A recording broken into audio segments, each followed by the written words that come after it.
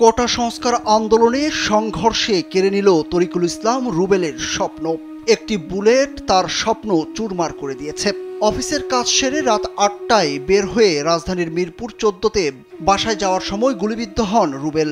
এলাকায় রুবেল সবার কাছে খুবই প্রিয় ছিলেন। ঈদে এলাকায় গেলে গরিব দুঃখী মানুষের খোঁজ খবর নিতেন তিনি। সাধ্যমতো যা পারেন সেটুকুই সহযোগিতার হাত বাড়িয়ে দিতেন রুবেল। গেল ১৯ জুলাই রাত ৮টার দিকে রাজধানীর মিরপুর ১৩ নম্বর জিরো পয়েন্টের সামনে মাথায় বুলেট বিদ্ধ হয়ে মাটিতে লুটিয়ে পড়েন রুবেল। বাম চোখের ওপরে একটি বুলেট কপাল ভেদ করে মাথার খুলিসহ উড়ে যায়। ছেলের এমন মর্মান্তিক মৃত্যু কোনোভাবেই মেনে নিতে পারছেন না মা বাবা। ছেলের কথা মনে করে ডুকরে কাঁদছেন মা। যমুনা রেফ্রিজারেটর, খাবার ফ্রেশ তো লাইফ জম্পেশ। আমার হতে আমার চাকরি চাইছি না, হিরা যায় তাল্লান আমার সাথ আমার কলিজার মাঝে আঘাত দিতে, আমি বিচার চাই আমার হতে। কোম্পানি অফিস থেকে আসার সময় ছেলের মাথায় গুলি করছে।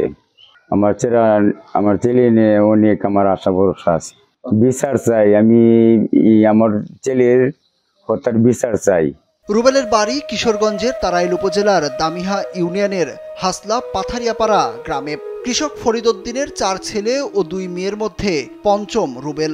গ্রামের বিদ্যালয়ে অষ্টম শ্রেণী পর্যন্ত পড়াশোনা করেছেন তিনি।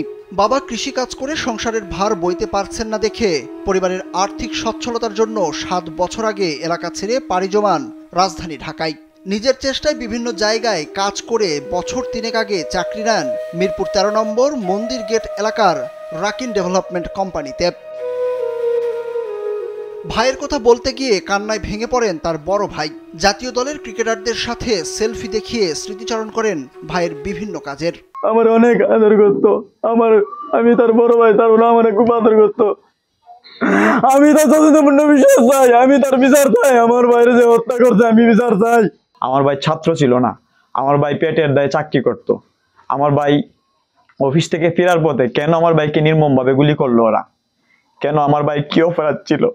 আমার কলিজার টুকে ভাই কেন আজকে ভাই আর কষ্ট বুঝি।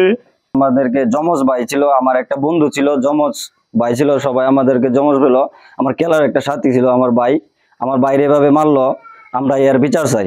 এলাকাবাসী ও নিহতের স্বজনরা জানান রুবেল কোনো রাজনীতির সঙ্গেও জড়িত ছিল না।